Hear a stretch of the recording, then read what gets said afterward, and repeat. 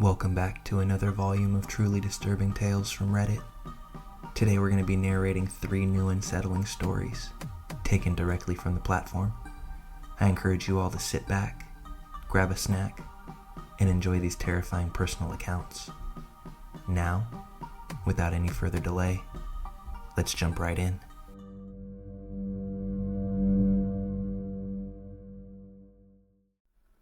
One night, I went to the bar with one of my friends. I had just turned 21, so I hadn't been to many bars up to that point. My friend was drinking on the way to the bar, so he was already pretty hammered when he landed. When I sat at the bar, a cute girl came up to me and talked to both me and my friend. She said her name was Candace, and I couldn't help but notice that she had really bright red hair. I assumed that she dyed it. It was pretty, albeit a bit unnatural. Anyway, this girl was flirting with me and my friend. She could tell my friend was already drunk. So, to be honest, I played along as if I was already drunk too, since it seemed to be working for my friend. I didn't know if she was trying to just get free drinks, so I told her that we didn't have much money.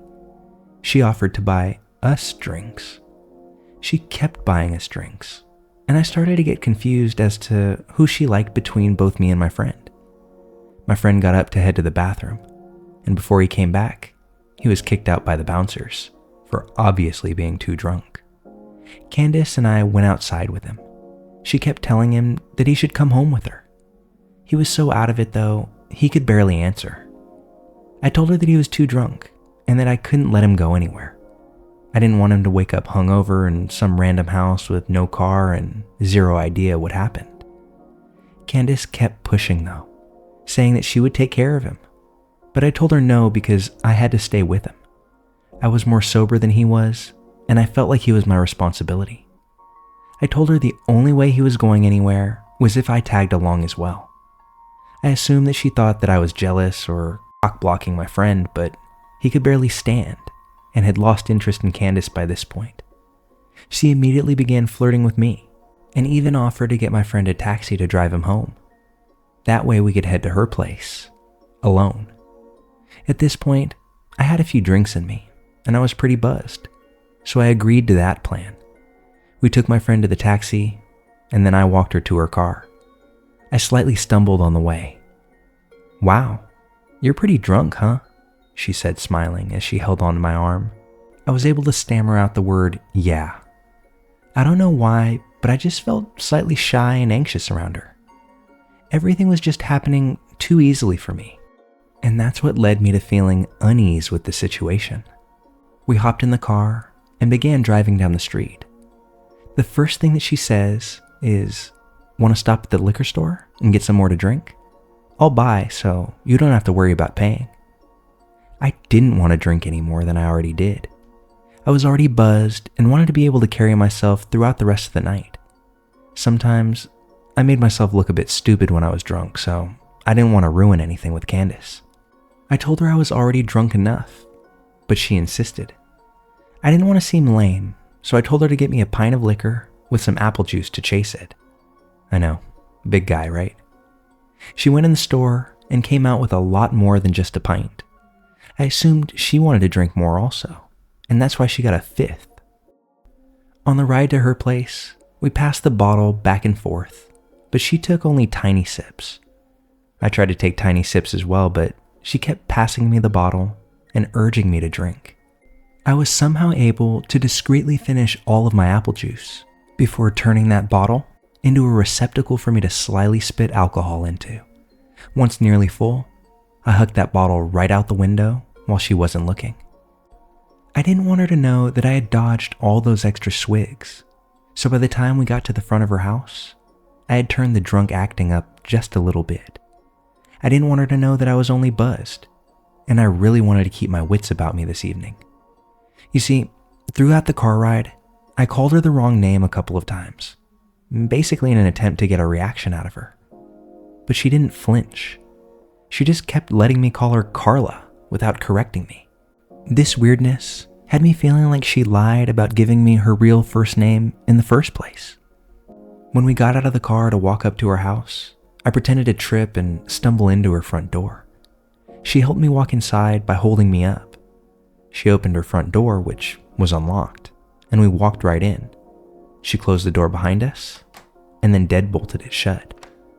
I thought that was strange, but assumed she didn't want anyone walking in on us. I told her that I had to use the bathroom.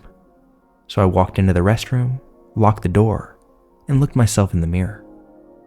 I just felt strange, like something was off. I felt a touch wobbly, like I was more drunk than I remembered being just a few minutes earlier. I turned on the sink to make noise. It made myself puke up the liquor that I just finished. I flushed and went to the sink, started drinking the tap water out of my hands, doing the best I could to sober up. I just didn't want to be drunk then, but I still wanted to hook up with Candace, so I was going to pretend to be drunk. I turned the sink off, and I could hear her talking to someone. He's drunk as hell. He can barely stand up. You do it. Who is she talking to? And do what? I walked out of the bathroom and headed for the TV room. But the moment that I stepped into it, I saw her walking into another room. All I could see was the back of her head, that strange, very bright red hair, right at the edge of what I can only guess was a bedroom. I couldn't see her face or anything at this point.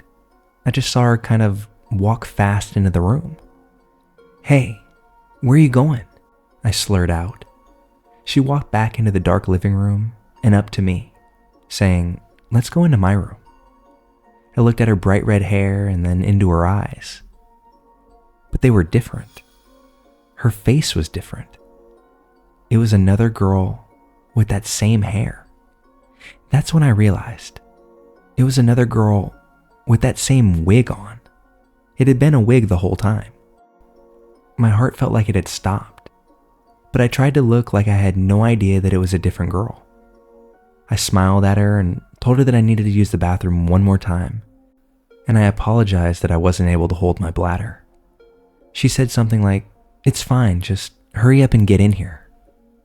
I went into the bathroom and locked the door behind me. I heard her whisper something to someone once more, only this time, I think I heard a male's voice whisper back. I honestly didn't concentrate on listening to exactly what she said. Something sketchy was going on, and I knew that I had to get out of that house. I opened the bathroom window that thankfully opened far enough for me to slide my body out of. Once my feet hit the ground, I ran faster than I ever had in my life in an attempt to put blocks, and miles if I could, between me and that house. I ran through the backyard first, hopped the fence, ran through someone else's backyard, finally hit a road, and oriented myself to run towards the main road. I kept running down the main road until I saw a 24-hour convenience store. I bolted through the parking lot, stood straight in front of the main doors, right in front of the security camera. That's where I called a taxi from, and eventually got myself home. For the rest of the night and into the next morning, I tried to figure out what had happened. What was she, or they, planning that night? Why did she tell me a fake name? What was with the fake hair? Why was she trying to get my friend and I so drunk? I thought maybe a robbery, but she kept spending money on us, so that didn't really make sense. She kept buying us drinks and even paid for my friend's taxi home. Who was the other girl that she handed that wig off to? Who was she talking to? What did it all mean? And what was in that room that they tried to lure me into? The following day, I went back to that house with a couple of friends just to see what was going on. There was nobody there. No cars, no people, nothing. Just an empty house. I ended up finding out that the house was a summer rental, and whoever those people were, they broke into the house the night before and used it only for that night, never to come back. It might go without saying at this point, but Candace with the red wig and friends. I can only hope that we don't ever happen to meet again.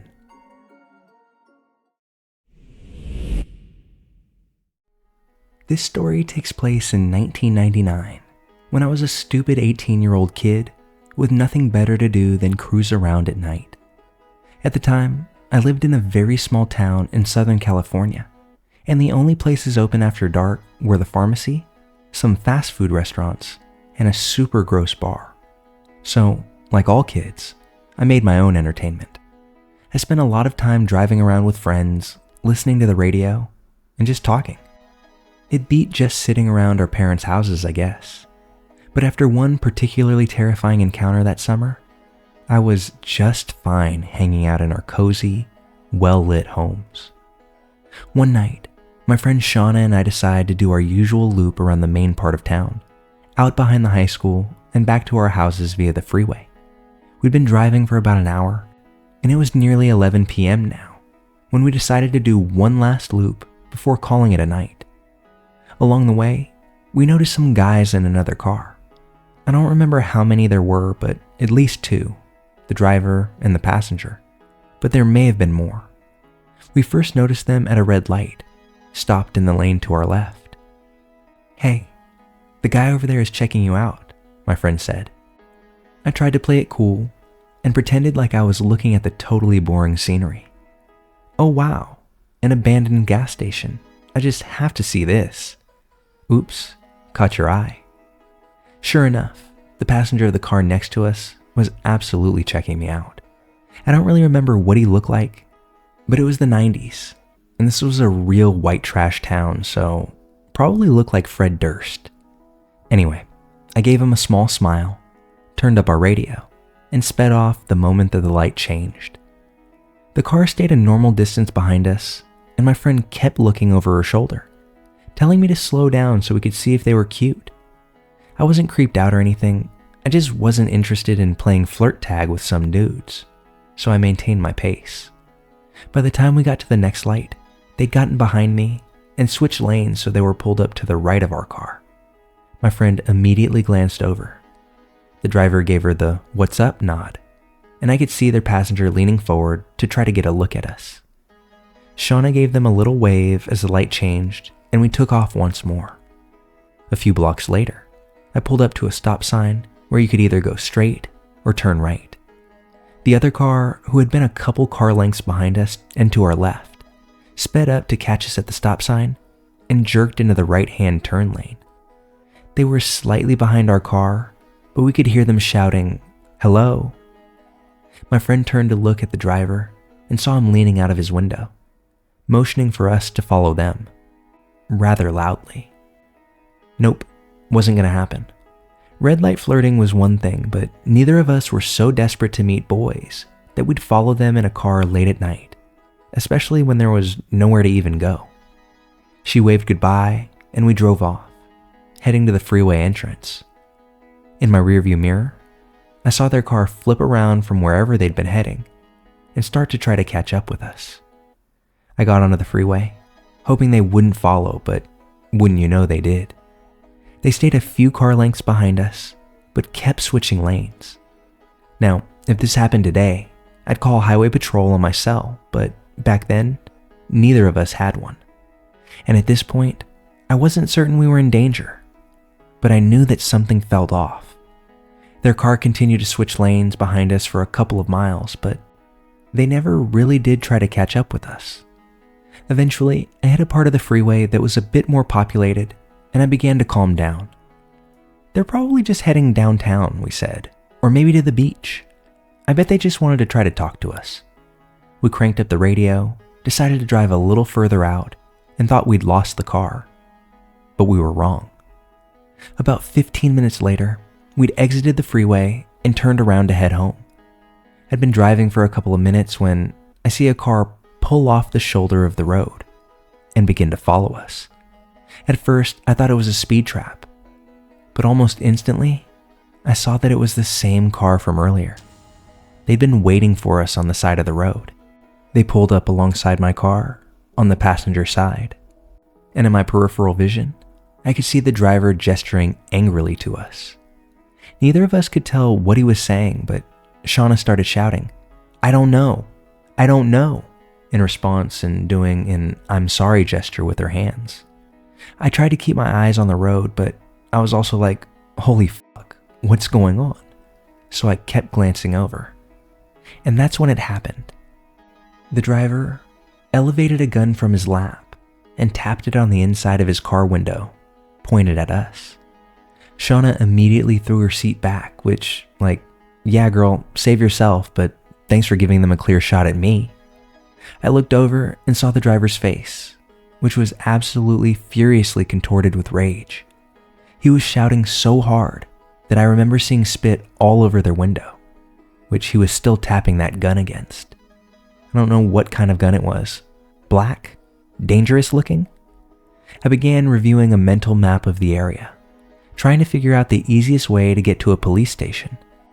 We were about 6 exits from where we started, and I knew there was a fire station pretty close to there, so I decided to floor it and try to outrun them. I quickly gained distance and pulled into their lane, which was the fast lane and closest to the exits. They were driving some kind of Toyota sedan, and I was in a Honda with a lot of pickup, so I managed to clear out pretty fast. But they caught up. They pulled into the lane to my right, and I could see the driver waving his arm outside the window. The passenger was flipping us off out of his window, and then pulled out what looked like a crowbar, waving it from his side of the car like a fucking war boy looking for victory on Fury Road. I'm getting off at the next exit, and I'm heading to the fire station, I told Shauna. They're basically cops, right? Or they can call the cops, and we're gonna be fine. I said this as I was reaching over to grab her hand. Bitch was still flat, but she was crying and shaking, so I'll cut her some slack. Today, 20 plus years later, I'm the mom of a toddler, and I've still never felt the intense pressure of responsibility more than I felt in that moment.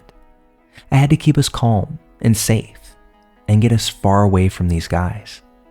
The next exit was approaching, and they hadn't quite caught up or moved back into our lane.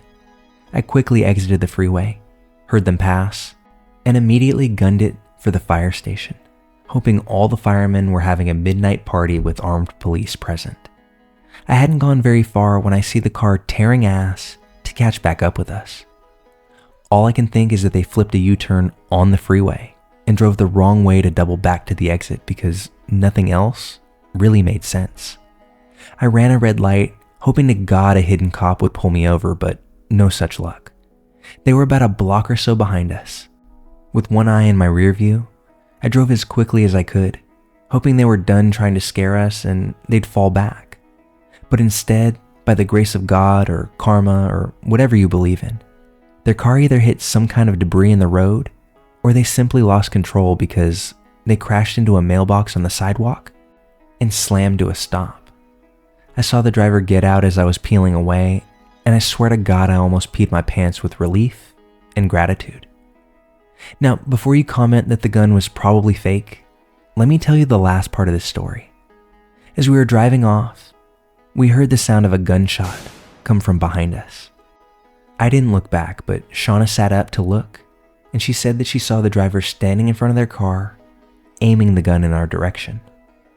I quickly turned in the direction of the fire station, just as we heard another shot. I get to the station and, for the second time that night, felt like some divine presence was watching over us. There were 3 police cruisers outside with cops standing around talking, and told you it was a small town. I pulled over, told them the story, and embarrassingly, fear vomited halfway through.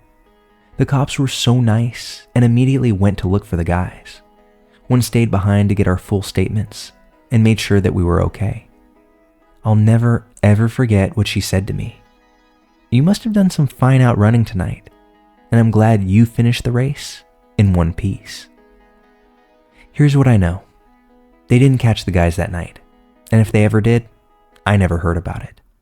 They were driving a stolen car with stolen plates. We gave our statements, and I kept my eye on the news for the next few months, but I never saw or heard anything about similar reports. Here and now, Shauna and I are still friends and often reminisce about that night. Neither of us has any theories about what their intent was, but I think that comes from just not wanting to say it out loud, because I certainly have a feeling. So, in honor of this fine subs tradition, late 90s, probably Fred Durst looking motherfucker, and your gun-toting buddy, let's not meet.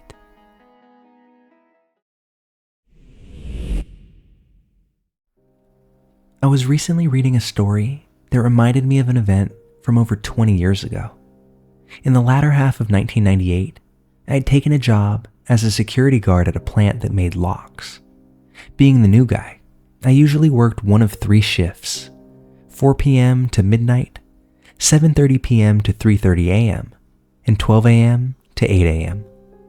That 7:30 to 3:30 shift was for extra coverage, so there were always 2 of us there from 7:30 to midnight. It was a routine, boring job for the most part. We did our rounds, logged anything out of the ordinary, and watched a tiny monitor displaying the CCTV feed. Things went by in an almost painfully normal manner for 6 months. I worked, saved, bought a car, and planned to move. By late March of 1999, I served my notice and prepared to head cross-country. A new hire was brought in to fill my post, a soft-spoken guy named Calvin. As part of his training, Calvin spent time working at all hours. At night, he was a shadow, working with myself and the other night guard, getting a feel for the plant's nocturnal routines. Most nights, he worked with myself and 𝐸𝐴𝐬, a female guard who was around my age. I was 18 at the time. Calvin, who was about a decade older than us, was quiet and polite, though something seemed to be missing. There's a spark that genuinely nice people seem to have, and he did not possess it. Whenever he went on rounds with me, he'd ask questions about the job and make small talk. I noticed that he was a little odd, laughing at odd times and changing his tone mid-sentence. At the time, I chalked it up to him just being awkward. But that benign feeling didn't last. One night, near the end of his first week, he went on rounds with 𝐸𝐴𝐬. When they returned to the office, I knew something was wrong. Normally talkative, she would barely say a word. Not sure what had occurred, I waited until Calvin had gone to the restroom, and I asked. During their trip, everything had been normal until they reached the brass mill, a portion of the plant that shut down at 6 p.m. There were usually no employees there after that time, and no lights. They were making their way to a checkpoint on a landing atop a flight of stairs, when the mood suddenly shifted. She told me that she turned around only to find that he was right on top of her. Startled, she backed against the grating at the end of the landing, and he leaned in towards her, his face nearly touching hers. He flirted in a low voice, and when she mentioned his wedding band, he said it would be over soon. From then on, I did the rounds, taking Calvin with me each time. The night ended without further incident, and I left a note for our supervisor detailing what had occurred. The next night came and went with no Calvin. I did the rounds while 𝐸𝐴𝐬 stayed in the locked office. Same thing the night after. Then, on my second to last shift, I come in to find her freaking out. She found out why Calvin hadn't been at work. Apparently, he had been arrested for murdering his wife. She had been dismembered and burned, parts of her body placed in a pond less than a mile from where we worked. That night and the next, 𝐸𝐴𝐬 called the jail just to make sure they were still holding him. Based on the time frame of it all, it seems that he had killed his wife months before starting the job. He had reported her missing 6 months before all this happened, and when authorities went to the mobile home that he and his wife shared, they uncovered a scene suggesting that someone had been murdered there. It simply took them until late March to gather enough evidence to charge Calvin. I followed the case even after I moved away, and I believe that Calvin got 20 years for his actions. That means that at this point, Calvin is out after doing his time. But if past behavior is any type of prediction of the future, I truly hope that Calvin never remarries.